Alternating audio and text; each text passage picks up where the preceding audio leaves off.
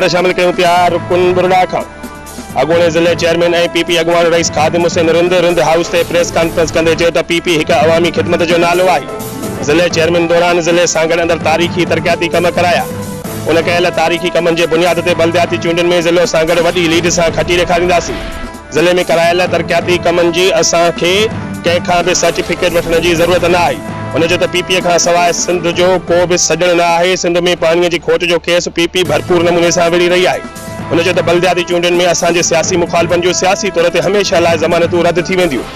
ऐसा मुखालफ़नि खे चूंडुनि में कंहिं बि सूरत में भॼण कोन ॾींदासीं।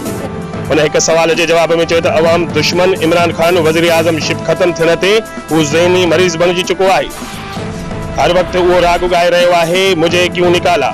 उन जो सबूत इमरान खान हिन वक़्तु जलसन ज़रिए सियासी मातम करे रहियो आहे, पर हाणे खेसि कुझु बि नसीब न थींदो।